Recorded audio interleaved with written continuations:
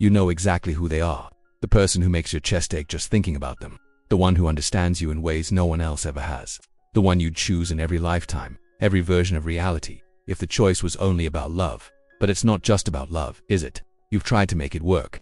You've tried to convince yourself that love is enough, that if you want it badly enough, you can build a life together. But every time you get close to forever, something stops you. Reality crashes in. The life you'd have to live with them doesn't match the life you need. And that truth is destroying you, because you don't love them a little. You love them completely. They're not someone you can forget or move on from easily. They're the standard. The one everyone else gets compared to. The one you'll probably think about for the rest of your life. But you can't marry them. And somewhere deep inside, underneath all the denial and the hope and the maybe someday, you already know why. You just haven't let yourself fully admit it yet. You keep running the calculations in your head, trying to find a version of the future where it works, where love is enough, where the obstacles don't matter, where you can have them and the life you want at the same time. But the numbers don't add up. They never do. Maybe it's the distance.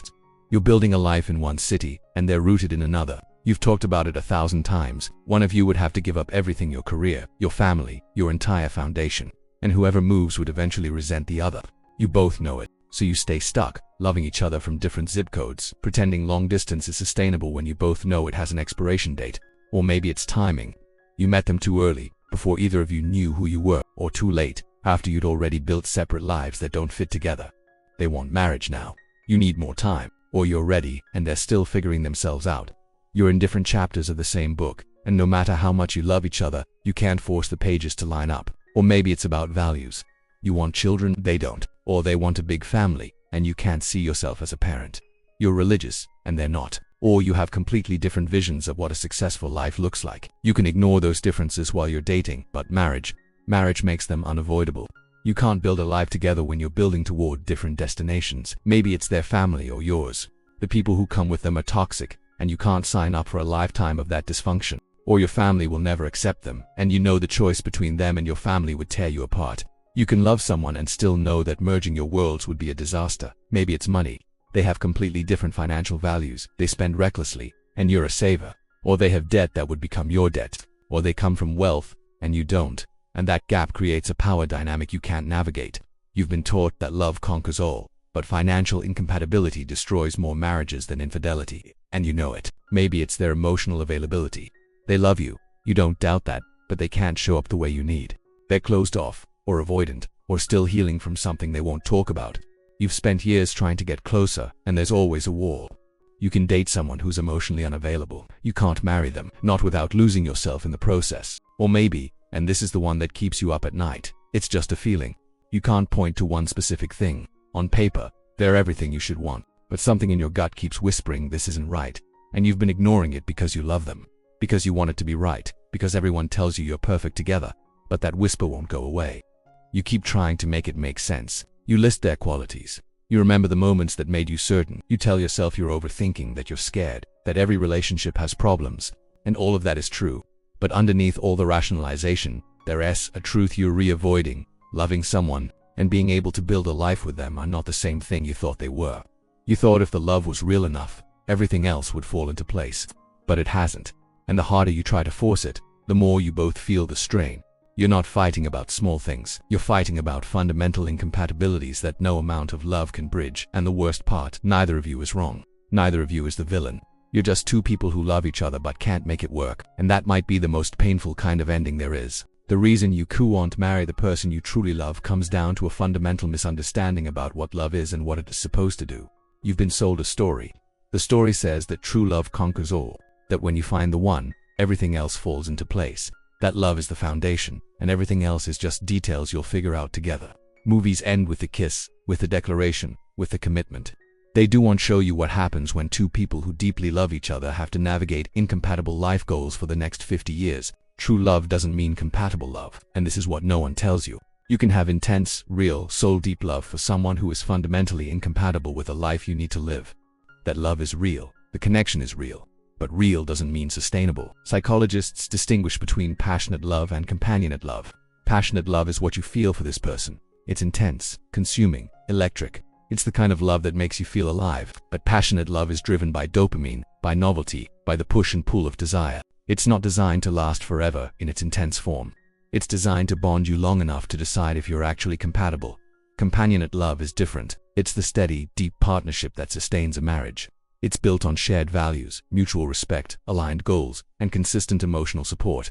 It's less exciting than passionate love, but it's what allows two people to build a life together.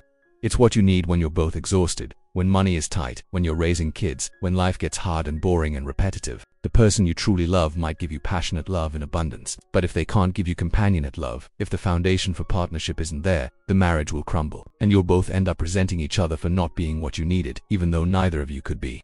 There's also the concept of relationship fit versus relationship quality. You can have a high-quality relationship with someone, lots of love, good communication, strong attraction but poor fit. Fit is about whether your lives actually work together. Do your lifestyles match? Do your future plans align? Do your values, goals, families, locations, and visions of success complement each other? You can't force fit. You can improve communication. You can work on intimacy. You can learn to fight better. But you can't compromise your way out of fundamental incompatibility. If one person wants children and the other doesn't, there's no middle ground. If one person needs to live near their aging parents and the other's careers across the country, love doesn't solve that equation. If your core values are opposed, affection doesn't bridge that gap. You're trying to make it work because you think the love you feel is rare.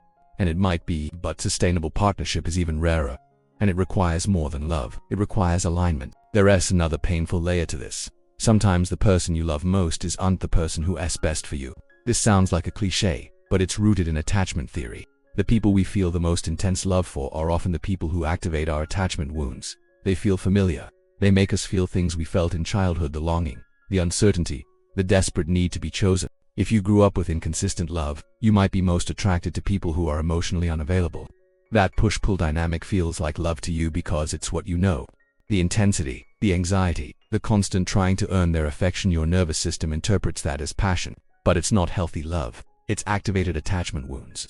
They don't trigger your anxiety. And because your system is calibrated to equate anxiety with love, you don't feel that same spark. You love the person who hurts you more than the person who's good to you because your childhood taught you that love requires suffering.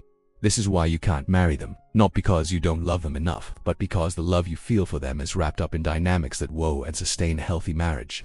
You're addicted to the feeling they give you, but that feeling isn't the same as partnership. Then there's the issue of sacrifice. Marriage requires sacrifice, but there's a difference between compromise and self-abandonment. Compromise is, we'll spend this holiday with your family and the next with mine. Self-abandonment is, I'll give up my dream of having children because you don't want them, and I'll bury that grief for the rest of my life. If marrying them requires you to give up core parts of yourself or core parts of your vision for your life, you'll eventually resent them. It doesn't matter how much you love them now. In 10 years, when you're living a life that doesn't feel like yours, that love will curdle into bitterness. You'll blame them for what you gave up, even though you made the choice. And they'd do the same to you if the roles were reversed. You can't marry someone when the cost of marrying them is losing yourself. That's not love. That's self-destruction with a witness. Accepting that you can't marry the person you love doesn't mean the love wasn't real. It doesn't mean you wasted your time. It doesn't mean you failed. It means you're mature enough to understand that love is necessary for marriage, but it's not sufficient. You need to grieve this. You need to let yourself feel the full weight of loving someone you can't have. Not because they don't love you back, which would almost be easier, but because the circumstances, the timing, the fundamental realities of who you both are make it impossible. That grief is real and it's valid. You're not losing a fantasy. You're losing a real person who really mattered, and it's okay to be devastated by that. But staying in limbo is worse than grieving. Staying in a relationship you know won't lead to marriage, hoping something will magically change, is choosing prolonged suffering over acute pain. You're borrowing happiness from your future self, and eventually, the bill comes due. You have to ask yourself the hard question: if nothing changes, if they stay exactly who they are and your circumstances stay exactly what they are, can you marry this person? Not could you if they changed, or could you if the situation was different. Can you marry them as they are right now, today? If the answer is no, you know what you need to do. Leaving doesn't mean you didn't love them enough. It means you loved yourself enough not to build a marriage on a foundation that could unsupported. It means you're choosing long-term alignment over short-term intensity. It means you're brave enough to walk away from something good because you know it's not right.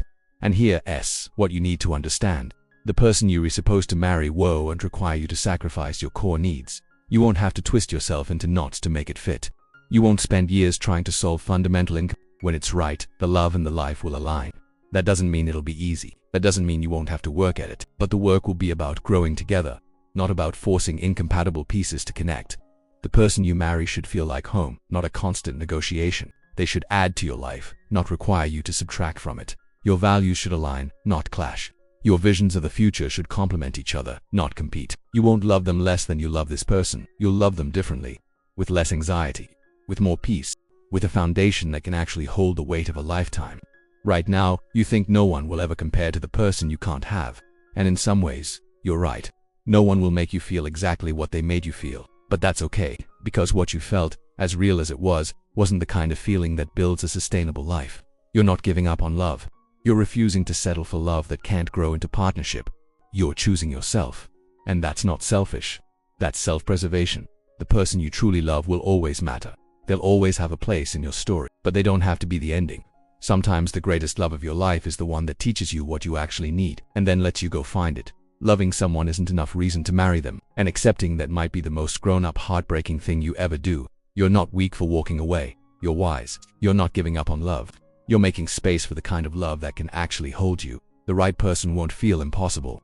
They'll feel inevitable. If this reached you where you need it to be reached, if these words gave language to what you've been feeling, you're not alone in this. We have these conversations here every week, the real ones, the ones that hurt, the ones that heal. Subscribe to keep this going. Your story isn't over. This is just the chapter where you learn what you're actually worth, and you're worth a love that works.